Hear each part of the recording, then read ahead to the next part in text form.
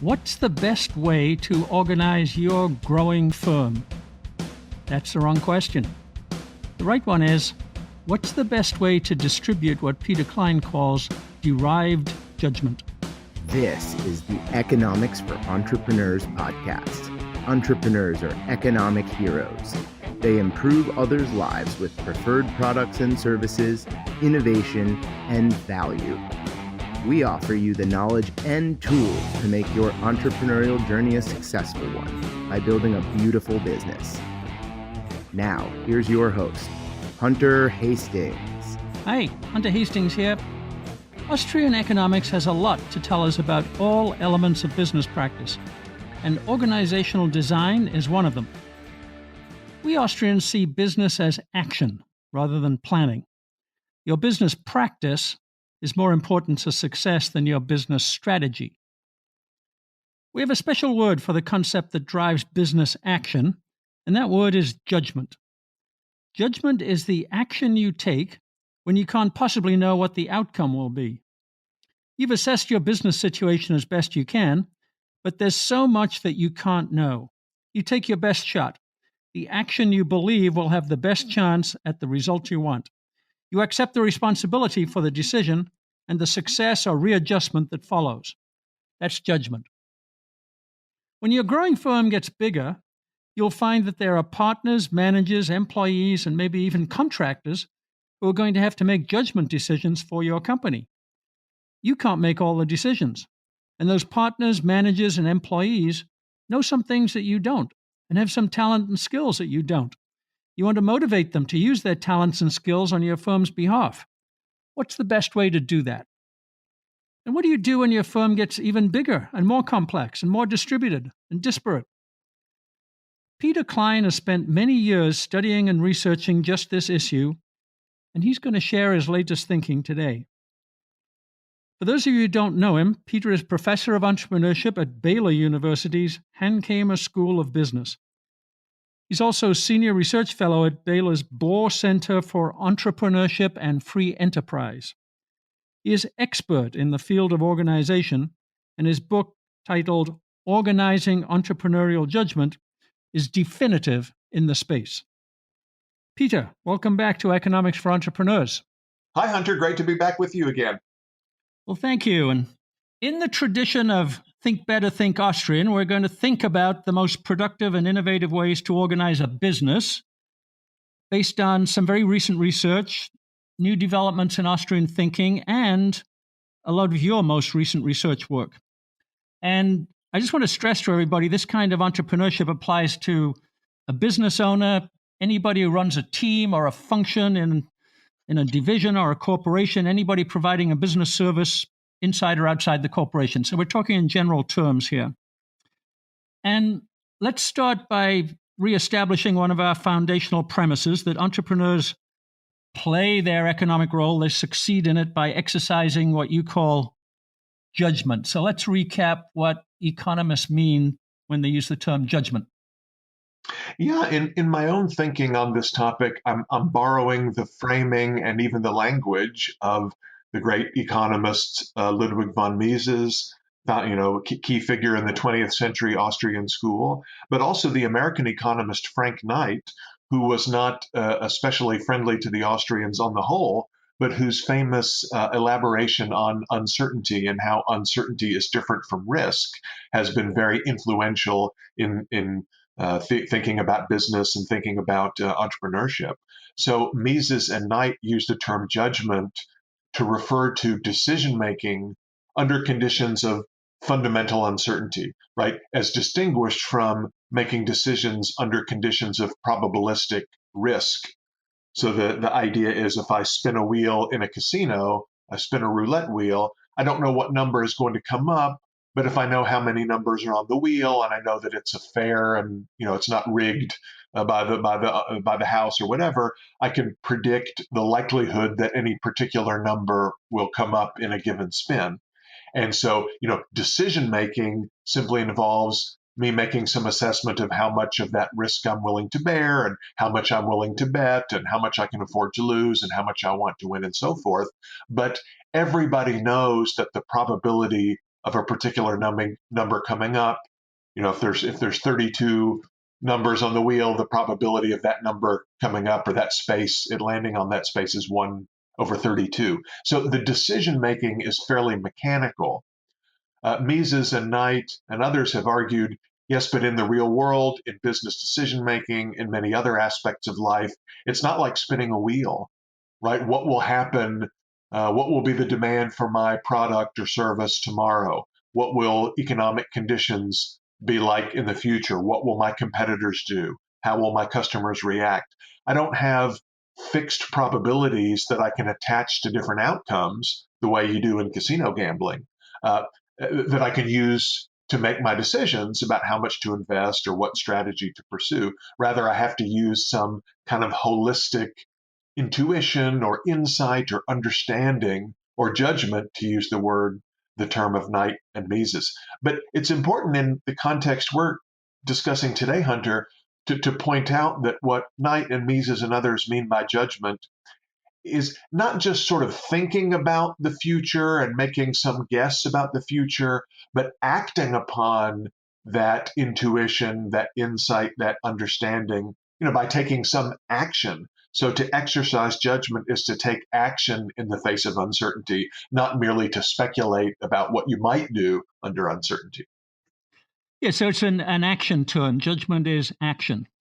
Yeah, it's taking action, and in a world of productive resources, machines and tools and ideas and so forth, right? This action takes the form of taking ownership or possession of tools and machines and so forth, and then combining them in particular ways and using them to make a product or service that you offer on the market.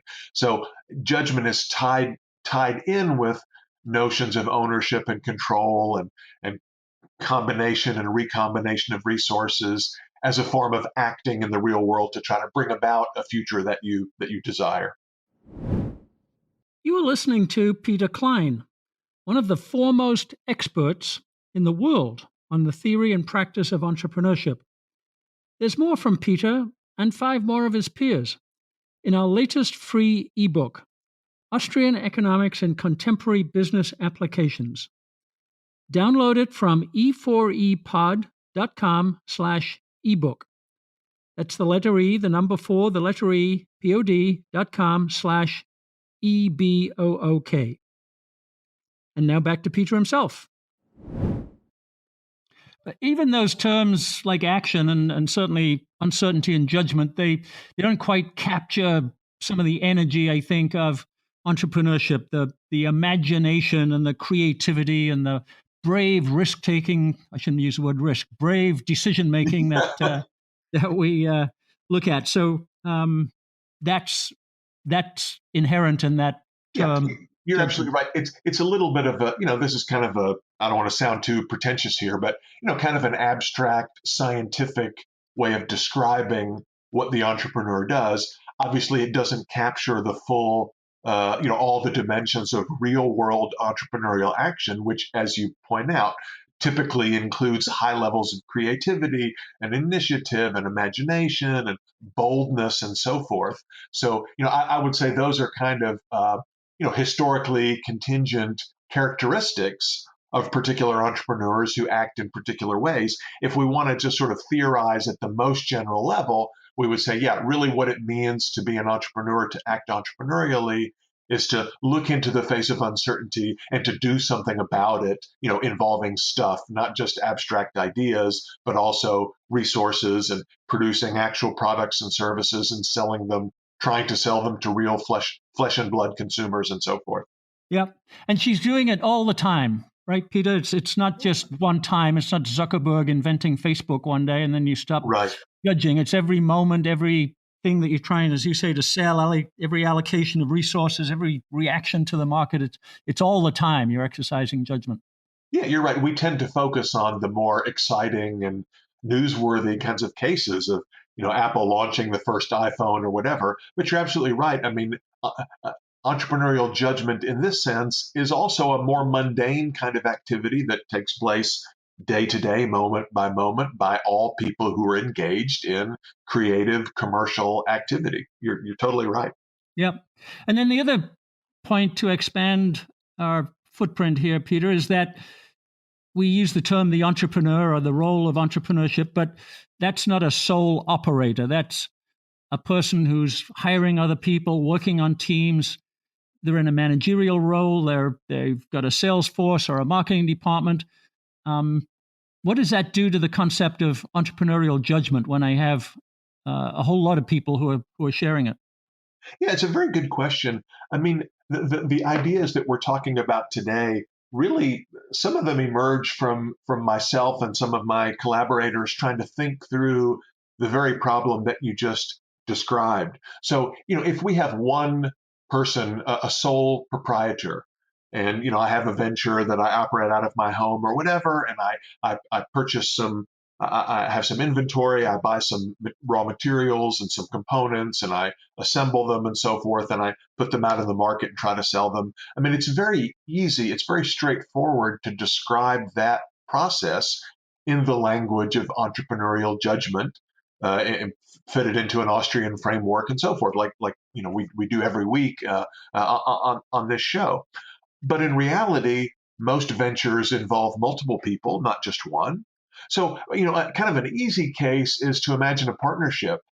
So you and I, Hunter, we together set up a venture. We're both 50% equity partners. Then I think in that case it's not too hard.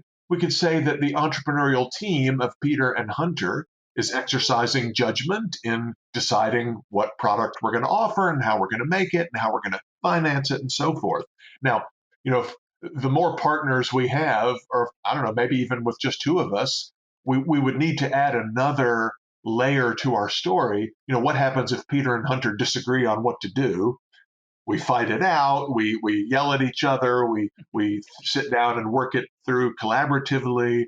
I mean, partnerships, even of just two people, can sometimes be messy. So we would need to add to our explanation some understanding of how we make decisions together. If there are three partners or 10 partners, or like, large consulting firms and other professional service firms, hundreds of partners, well, then we'd have to have some system of voting or some way of coming up with a group decision. So right away we see that we can incorporate multiple decision makers into the theory of entrepreneurial judgment. We just need to have some explanation for how the group decides together. Where it becomes really complicated is to say, okay, well, what if Peter starts a venture and Peter hires a subordinate, right? So it's Mhm. not my partner Hunter Hastings. It's, oh, who can we think of here? How about our good friend Bob Murphy? Let's Right. say that I hire Bob Murphy as my flunky, which is kind of the dream scenario for those of you who know Bob. But yeah, suppose I hire Bob as an hourly wage employee, and he runs the machine, or he sweeps the floor at night and cleans the toilets or whatever at my firm. How do we describe the relationship between Peter and Bob? How do we describe Bob's role? So, I mean, look, you could imagine a case where, okay, suppose Bob is literally the janitor. All I ask him to do is come in at the end of the day and clean the toilet and sweep the floor. Okay, well then, I'm the entrepreneur clearly, and Bob is a hired man who comes in and performs some menial tasks and gets paid by the hour. Okay, fine. Then Bob's labor is just another input into my production process. Okay, but suppose I want to hire someone to have play a more strategic role, even if it's just a sales role, right? Maybe I hire Bob as my primary sales guy, and I want him to go out on the road and sell the product, or I want him to do some marketing for me or whatever. Well, now I don't want Bob simply to perform some menial task and get paid by the hour. I want Bob to think. I want him to be creative. I want him to make decisions. I'm not going to look over his shoulder and tell him exactly how to sell the product. I'm going to establish some broad parameters and say, Bob, here's the product. Here's roughly what I want you to do. But now I'm going to set you loose. You go out and figure it out. Use your brain, use your imagination, use your creativity to figure out how to sell my thing. And maybe I'll pay you on a commission basis to motivate you. Maybe I'll give you some bonus pay or whatever. Now, how do we describe it? And I mean, now Bob is not just a He's not just a hired slave laborer. Right now, Bob is in some sense a partner in my venture, but if he's not an equity partner, then he's not a full partner the way you would be in my first example. So how do we describe scenarios like this? So that's where my colleagues and I came up with this notion of what we call original judgment and derived judgment to try to explain these kind of rich, multi-layered organizations where you have lots of people all thinking and being creative, but exercising their creativity in different ways. So in your example, Bob would be exercising derived judgment, right? He derives it from the original owner, but he's got freedom to develop it in his own context. Yeah, so we were trying, that's exactly right. We were trying to come up with some terminology that could describe the relationship between Peter and Bob. So it's kind of like, I mean, it's a little bit like parenting. It's just an analogy, not a perfect one. But those of you who have children know that when your children are very young, you as parents make most of the decisions for them, right? They might get to choose what toy to play with at that moment, but otherwise their schedule is set by the parents, and the parents pick out the clothes and so forth. But as children get older, you give them a lot more latitude to make their own decisions. When they get to be teenagers, they've got a lot of freedom in where they go and what they do and who they hang out with and maybe what outfits they wear and so forth. But it's not 100% freedom. There's still some restrictions that are established by the parents. You've got a curfew. You've got to be home by a certain time. You can go here, but you can't go there. You can hang out with these people, but we don't want you hanging out in this crowd or whatever. So all of us are familiar with the idea of kind of what you might call delegated authority, right? The parent says, well, maybe I own the car, but you, my 16-year-old, you can go out and drive to go to the movies with your friends, but you better be back at a certain time, and you can't drive the car over a certain speed, right? So it's like I'm authorizing the child to use my stuff in certain ways, but it's not carte blanche, right? There's some restriction placed on it. So we're all familiar with those kinds of what you might call kind of hierarchical relationships in families and in communities and social groups and so forth. We thought that metaphor might be useful for understanding how we relate to each other in organizations. So, in other words, if I say to Bob Murphy in my previous example, Bob, you go out and figure out using your own brain, you figure out the best way to sell this stuff. I'm asking you, Bob, to exercise some judgment about what's in the best interest of our firm. Now, there's a difference, though. I mean, I, as the owner of that firm, right, I exercise kind of the ultimate authority or the residual authority about who's going to do what and how the resources will be used. But I'm giving a lot of proximate, day to day, moment by moment authority to Bob. I'm delegating a lot of decision authority to Bob. But yet at the same time, this authority that Bob now possesses is kind of subordinate to mine in the sense that, I gave him this authority and I could take it back. I could change the rules, or I could fire Bob and replace him with some other flunky. Let's call him Tom Woods. I could override some of Bob's decisions, right? I could intervene if I want to and veto some decision that Bob has made. Probably I don't do that every day, but I could if I want to. And Bob knows that in a sense, his decision authority is subordinate to mine.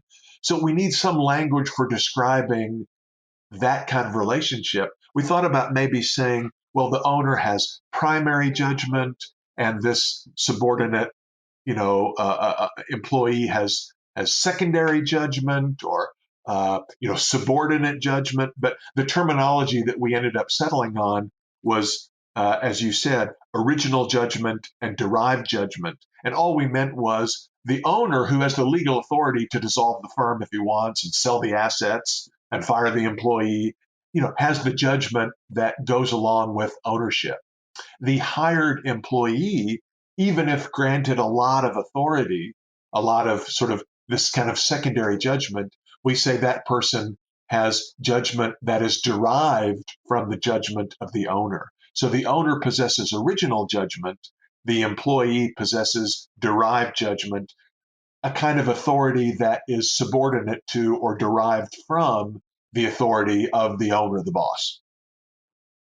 And does your research, Peter, tell you anything about better or worse ways to distribute that derived judgment? Is more better? Is more discretion for more people better for growth organizations, or are there better ways to organize it? What do you find? Yeah, that's a great question. And really what we're trying to offer here is a framework for for answering exactly the question you asked, namely, if I am the owner, which decision rights should I delegate to which employees under which circumstances? Should I give more or less of this derived judgment, or should I give certain decision rights to the employee while withholding certain other decision rights for myself? And what we claim is that the answers to those questions very much depend on the particular circumstances of the venture. They depend on the characteristics of the owner and the characteristics of the employee or employees. They depend on the characteristics of the project and the technology. They depend on the characteristics of the market and the environment and so forth. So, for example, in a case like sales, right? So if let's say that Bob, let's say that I've assigned a particular sales territory to Bob, and maybe I'm the founder and the owner of this venture. I know a lot about this product that I have developed, but I don't know much about the sales territory that I've assigned to Bob. I've given Bob the Southwest region or whatever. Let's say that Bob grew up there. Bob has a lot of experience working there. Bob, he really has, what Hayek calls the tacit knowledge about people in that area, what kind of a sales pitch would appeal to them, what kind of needs they have, how my product would compares to other products that are available in that territory. Maybe I really don't have much of that knowledge on the ground, but Bob does. So that's one thing to keep in mind. Who has the relevant tacit knowledge? Also, I have experience working with Bob. Let's say Bob and I have a relationship. We've established some trust. I know that Bob is reliable, right? In cases like that, it would be prudent for me to delegate quite a lot of discretion to Bob, right? I wouldn't be capable of giving him a lot of specific direction for what to do because I don't have the knowledge on the ground of what's going to work in that context. And I know Bob's a good guy and he's reliable. So in that case, I would set some very general rules. Maybe all I do is set the commission rate. Bob and I negotiate over the base pay, the commission rate, whether he's going to use a company car or his own car, how his expenses are going to be reimbursed, that kind of thing.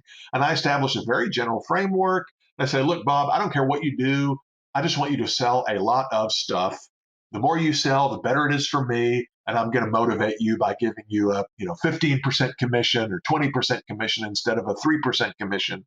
Now, take another case, right? Maybe it's a rookie salesperson who doesn't know the local territory, doesn't have a lot of experience, I don't have a relationship with. In a case like that, I might set a lot more parameters.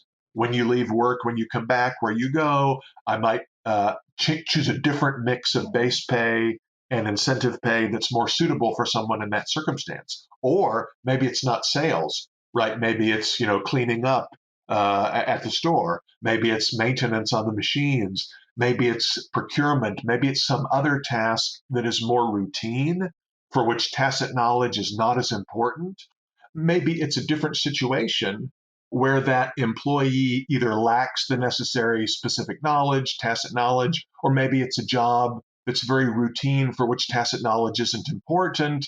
And in that case, my main concern is that if I delegate a lot of discretion to my subordinate will misuse that authority, right, by just using it to loaf on the job or whatever. So as a supervisor, as an owner exercising original judgment, or as a manager to whom some judgment has been delegated, who then has to decide what to delegate to the next layer of the hierarchy, right? I'm always weighing these different trade-offs. The more discretion I delegate, the more derived judgment I give to my subordinates, the better equipped they are, the more possible it is for them to go out and use that judgment in a way that creates value, that adds value to the firm.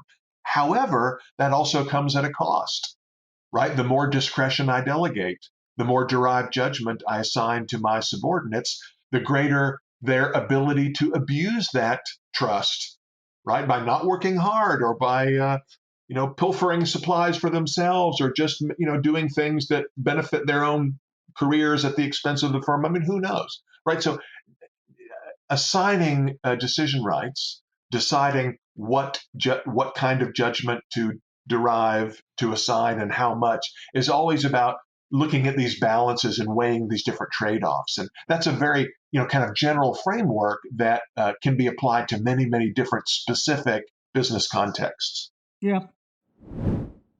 A quick note. Did you know that we provide supplemental materials for each podcast? Listening to and understanding the key takeaways from our expert guests helps you think better about building a more beautiful business. Taking direct action and implementing these strategies is when the real work begins. Take a concrete, immediate step to implementing a better business model today by downloading the show notes and business tool we've created for this episode. Visit Mises.org/E4EPod. That's MISES.org/E4EPOD and click on today's episode. Now, back to our interview. So Austrian subjectivism and individualism and opportunity cost analysis applies. What about control? So you've mentioned, hey, this can go wrong. You delegate judgment to somebody and you don't like the results. In fact, I've seen the terms like value destruction and negative entrepreneurship and so on like that, which sounds a bit extreme, but certainly, as you say, things can go wrong. You can make a bad judgment when delegating judgment. Do you advise controls in place? This is a good question. I mean, I want to be careful in language, right? Because control sounds like too sort of hard a word. But again, just sort of thinking abstractly here, and in a very general sense, there's a famous article by an economist named William Baumol, who wrote a lot on entrepreneurship from kind of a mainstream economics point of view. And in this article, where he was really talking about economic development among countries, he introduced a distinction between what he called productive and destructive entrepreneurship. Actually, he had three types: productive entrepreneurship, unproductive entrepreneurship, and destructive entrepreneurship. And he was trying to distinguish between cases where, like in one example, you have a well-functioning market economy and entrepreneurs are applying their entrepreneurial skills and abilities toward creating products and services that add value and lead to economic development and so forth. He was trying to contrast that with, say a real kind of crony capitalist system where the only way to get ahead in business is to get favors from the state. And so entrepreneurs spend all their creative energies figuring out better ways to get privileges from the state, right? Lobbying and rent seeking and so forth. That might be very entrepreneurial in a sense, but that entrepreneurship, those entrepreneurial skills are not being used to create economic value. They're being used to get rents and to get special privileges from the state and so forth. You could even imagine a case, like, I don't know, say Nazi Germany, where you could say, well, the Nazi leadership was very effective at coming up with new and creative ways to oppress the populace, right? Or the Soviet dictator Lenin and Stalin were very entrepreneurial at coming up with new and creative ways to do terrible things, right? That kind of entrepreneurship is destructive. It makes society worse off. So, in other words, all forms of creativity and initiative and even judgment are not necessarily beneficial. They're beneficial in a free market economy with private property and rules against fraud and harming others and so forth. But in a society, during war or under socialism or whatever, those same creative energies could be used to do harm. So we were trying to sort of borrow Baumol's language a little bit. And again, it sounds a little bit extreme, but suppose go back to my Bob Murphy case, and suppose that Bob Murphy, I give him a company car and I give him an expense account, and I say, Bob, go out and sell, go out and sell however you want. I'm not going to keep much of an eye on you. And Bob decides, oh, well, gosh, I've always wanted to visit the Grand Canyon, and he uses my car and my gas and all the time for which I'm paying him to go out and sightsee and do tourist activities. Or maybe a more realistic example, he is trying to sell, but he's got a little sweetheart deal on the side where, if he can negotiate a better price for one of his clients, one of my clients, right, then Bob's going to get some kickbacks, or he's trying to sell more to his relatives or whatever. Those are all ways in which Bob might abuse the discretion that I've delegated to him, to do things that may be in Bob's interest but don't create value for my firm and could, in principle, even destroy value, right? It could be harmful to the firm. So that's what we call destructive entrepreneurship on the part of these subordinates. And so really what I'm trying to, as the owner, I'm trying to, as I assess these trade-offs, well, if I delegate discretion to Bob with appropriate incentives and controls, he can use that to create value. If I delegate authority to Bob without appropriate incentives and controls, he might use that authority in ways that are harmful to the company, that actually destroy value, economic value that otherwise would have been created by my firm. But so certainly you want to control against that. You've also written on the opposite end of organization, where an entrepreneur might decide that delegating derived judgment is a very powerful tool, and that turns into a very flat organization where everybody exercises their own discretion.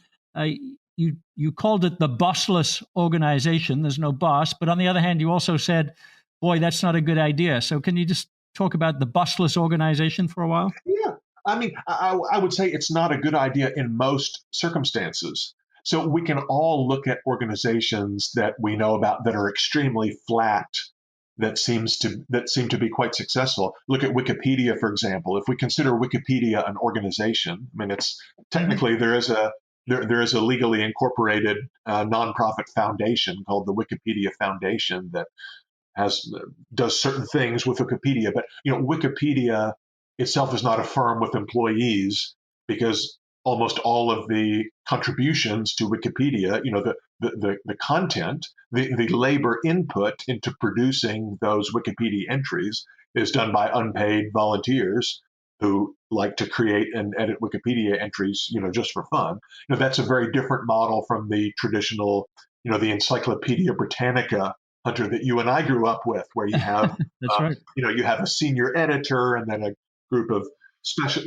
subject area editors who commission the articles and solicit authors, and then they review and edit these articles and put them into a certain order and so forth. So we can all clearly see the distinction. We can clearly distinguish between the kind of top-down hierarchy associated with Encyclopedia Britannica and the bottom-up, flat, sort of spontaneous order, Hayekian model associated with Wikipedia. So I don't deny that distinction in any form. What I do say is, if you look a little bit more closely, and I hinted at this already, it's not the case that Wikipedia is completely 100% flat or bossless, right? In the sense that Wikipedia does have rules, right? One of the reasons that Wikipedia has been so successful as a free open source online encyclopedia compared to plenty of other online resources is because there's a certain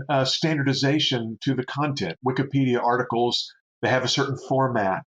They're laid out in a particular way that's visually pleasing. There are formal procedures for editing, for revising, for creating a new entry, for resolving disputes about content, and so forth, all of that is baked into the code, right? So while the content of a Wikipedia article is open source, the underlying code that governs the how Wikipedia articles are created and edited is not open source, right? I mean, that code was written by a team led by a particular individual. It's a funny story. His name is Jimmy Wales. Jimmy Wales was the creator of Wikipedia, and he now has some title like president of the Wikipedia Foundation. He actually was a master's student at Auburn University and took a course with our friend Mark Thornton. Yeah. And Mark Thornton talked about markets and Hayek's famous article, The Use of Knowledge in Society, and spontaneous order and so forth. And Jimmy Wales was inspired by those ideas to create an open source encyclopedia. But the point is, there is a Jimmy Wales, there was a founder, there was a creator. And even now, there are certain rules of the game that govern how Wikipedia content is created and modified and so forth. So, Hunter, what I say is, even in organizations, successful organizations, for which that are very, very decentralized, for which there's a lot of delegated judgment or delegated authority and a lot of bottom-up kind of organization, you still need some ground rules. And the rules of the game have to be established by somebody, and that somebody is the owner or the founder or the founding team or the ownership group or whatever. So even within my model of original and derived judgment, there may be cases where it makes sense to derive a heck of a lot of judgment, and the owners who possess original judgment don't do very much except decide that they're going to delegate almost everything. And that's perfectly consistent with this model. We don't really see it that often. There's a lot of myths out there. Some of our listeners may be familiar with firms like Zappos, the online retailer, and even Spotify, the media streaming firm. These get written up in the media as being very, very flat organizations, and they are flatter than General Motors or IBM. But I wouldn't say they're 100% flat. They're not truly bossless. Yeah, there's W.L. Gore is another one that's often quoted, and they talk about a lattice organization that is flat, but every once in a while, when you want to make a hierarchical decision, they talk about picking up the lattice, so you verticalize it, creating a hierarchical decision to break a deadlock or something like that, and then you drop the lattice back down again. So that's an interesting, flexible I think you're exactly way to look right. at that. I think if you look at Gore's lattice organization, or even the language that Spotify uses, Spotify has very interesting internal terminology. They talk about individual workers being organized into squads, and squads are organized into tribes, and so forth. Really, these are interesting models, but for over 100 years, even back to early 20th century analysis of early 20th century big organizations by people like Alfred D. Chandler Jr., right, talked about the matrix form of organization. And I think Gore's lattice and the Spotify tribe model, that's basically just another word for a matrix. That's other words for a matrix organization where you have sort of lines of authority that crisscross. So I'll give you an example. At my university, right? I'm a professor at a university, and our university, the faculty are organized into departments, right? So I'm in a department of entrepreneurship. There's also a department of accounting, a department of finance, department of marketing, and so forth within the business school. And so, faculty report to a department chair of that department, who then reports to a dean and so forth for hiring and HR kind of stuff. But at the same time, we also have academic programs. We have a PhD program, we have an MBA program, we have a few different MBA programs, we have undergraduate programs, and those are kind of organized horizontally. In other words, there's a director of the MBA program who is in charge of the MBA curriculum, and a course in entrepreneurship or management or finance or accounting or marketing is taught by a professor in one of those departments. So that professor, in their teaching, they report to the MBA director or the undergraduate programs director. But on the research side, they report to a department chair. So it's, again, it's like a crisscross kind of a diagram where you have some Mhm. lines of authority going up and down, some going from left to right, and each individual, depending on their position in the matrix, reports to different, has different reporting system depending on what activity they're performing. That is as old as DuPont in the Yep. 1920s or General Right. Motors. I mean, these newer firms have just, they've pushed it in slightly different directions and described it in different ways. And it's all great. I mean, they're all very useful and sensible models, but it's not like they're not really radically brand new forms of organization that challenge, kind of our conventional thinking. Yeah.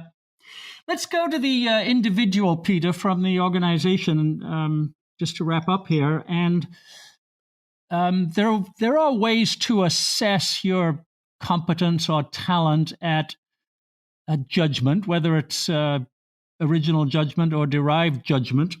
And I'm particularly interested in something that Gallup produced from a lot of research called the builder profile. And they use the word builder to refer to owners and entrepreneurs who build companies and businesses. And they talk about talent, which is a combination of personality traits and styles of thinking, but also feelings like empathy, which I know is important to you. Yes. And they've got 10 profiles that you look at in combination to think about your entrepreneurial style and your entrepreneurial skill, which includes risk taking and delegating and that kind of thing. What's your point of view about the ability of individuals to self-assess on these kinds of talents to be a good at exercising judgment? Yeah, it's a very good question, Hunter. And to refer to a point that we made in an earlier podcast, if you look at the great Austrian Ludwig von Mises and his writings on entrepreneurship, he talks about entrepreneurship in this very abstract, formal way of exercising judgment under uncertainty, just as we have been doing here. But then there's a very interesting passage where he contrasts kind of what economic theory calls the entrepreneur and what popular culture and most people in society think of as an entrepreneur. They don't think of just this kind of abstract generalized function. They think of a specific kind of person and personality type. They think of a Thomas Edison or a John D. Rockefeller or a Bill Gates or a Mark Zuckerberg or whatever, kind of a larger than life figure who is particularly talented at exercising judgment, who is very good at imagining possible futures and acting upon them, who has a lot of boldness and is willing to take initiative and is good at exercising responsibility and authority and so forth. So, it's one thing to perform the abstract function of entrepreneurship, as we theorists describe it. It's another thing to be good at it. Now, who actually is good at it in history? Well, that's where I think the kinds of these sort of tests like the Gallup Builder Profile or some of these other entrepreneurial personality tests that look at the big five traits and so forth. I think they can be very useful as tools at helping us as individuals figure out, where do we best fit within an organization, or if we were to create a new organization, what should it look like and what should our place in it be? Again, it's not an exact science, just like statistical analysis is not an exact science, but a tool that can be useful to us as entrepreneurs. Likewise, I think, doing the builder profile or doing a big five test or whatever, I think can also be a useful tool in helping me figure out, look, am I comfortable with playing the kind of role that I would play in an organization? Go back to my silly example with myself, and Bob Murphy, and even the most extreme case where Bob Murphy's job is very routine. It's just sweeping up or something. I mean, you know, is it better to be the owner of the firm or to be the person who sweeps up? Well, certainly, we would think it's probably more prestigious to be the owner. You have a higher sort of social standing. Maybe you get paid more, but not necessarily, right? One of the interesting research findings in most Western countries is that on average, self-employed people actually make less money than people with similar skills and experiences who work as employees for large companies, right? And there's also more variation on the self-employment scale. So that's why you get the Gateses and Zuckerbergs and so forth, who make a lot more money than they would as employees. But on average, business owners lose just as much as they make. They have more variation in pay, and on average, they don't typically make more. So it's not the case. I mean, there may be, again, maybe Bob's not a sweeper, but maybe Bob's a programmer. I start a small IT company. I mean, my skilled programmers may actually make more money than me. And there's another thing too, subject to the firm not going bankrupt, my skilled employees, their salaries are pretty secure, right? Whereas if I'm the owner, I just get the residual, right? I get what's left over after all of my workers have been paid and my suppliers have been paid and I've paid the electric bill and so forth. And many times that's going to be negative in a particular month or quarter. So I might say, Hunter, I feel like I'm a smart guy. I feel like I'm very competent, but I'm just not comfortable with a role in which I never know from month to month whether I'm going to make it or not. Right? I constantly have on me the responsibility for making sure that my workers get paid, that my orders get processed. That can be very stressful, especially, look at now during the COVID-19 shutdown, right? I may be very talented, but just decide I'm not comfortable with having that responsibility for making sure things get done day in and day out. I'm much more comfortable focusing on, writing code, or I like dealing with customers. I like sales, but I don't want the responsibility of running the whole show. That's perfectly fine. I mean, there's no moral judgment applied to someone who prefers not to have that ultimate responsibility and may prefer to be not an entrepreneur or may prefer to be an employee in a role without a whole lot of entrepreneurial judgment delegated to them. So I think, we all want to assess our own preferences and our own personalities and our own capabilities to decide if we think we're well suited for being a founder or an owner, or whether we feel like we might be better suited as a middle manager or as a salesperson or as an hourly wage earner or whatever it might be. Good. So that's slightly more focused in your estimation on preferences and personality more than quote talent for entrepreneurship. So to be fair, you're right. Talent certainly fits in as well. I mean, I might feel like I'm really comfortable with running my own show and just not be good at it, right? I'm not really good at imagining the future. Remember, in my perspective, what it means to exercise judgment, to go back to where we started the conversation, is to take action in a situation where nobody knows for sure what's going to happen, right? But if I'm to do that well, I need to have a good sense of what possible futures might be and what actions I can take now to bring into existence the future that I want. I have some feeling that I can control the future or shape the future in some way. And I have some ability to do that, right? I may be comfortable and think I'm good at it, but in reality be terrible at it. Now, in a market system, I'm free to give it a shot. And the profit and loss mechanism, right? Profit and loss feedback will tell me whether I can do it well or not. And if I'm not good at it, I won't be able to do it for long. I'll burn through my cash and I'll go bankrupt and I'll be gone. But I think you're absolutely right that we can use some of these same kinds of tools to try to figure out how likely is it that I will be good at it. Maybe I'm not a very creative person. I'm not good at imagining possible futures. I'm not good at figuring out what my customers will want because I'm weak in empathy. I'm not good at putting myself in my customer's shoes.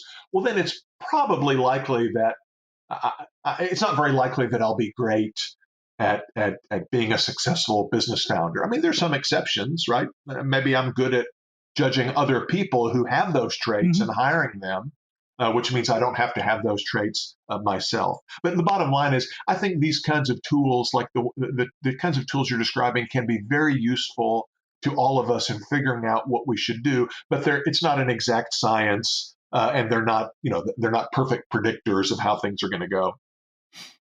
Understood. So, final question for you, Peter. If we're always trying to build a bridge between the kind of deep academic research that you do and Nicolai Foss, your collaborator, does, and others in this space. If I read all of your papers and your great books and understood it all, could I go and be an organizational design consultant, let's say to a 250 employee, high growth, expanding internationally corporation? Can I take your knowledge and understanding and research and theory and apply it in organizational design, do you think?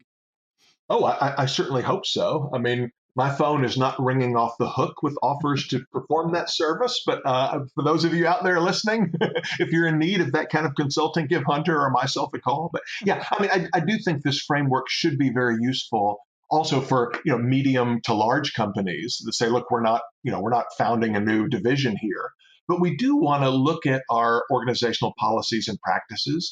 We want to look at what kind of decision authority we are currently delegating to whom, and we want to try to make that better. We maybe want to change some aspects of our organizational structure. The kind of framework that we've been talking about today, I think, is very well suited for doing that. Whether you want to call that intrapreneurship or corporate entrepreneurship, I mean, those are just terms.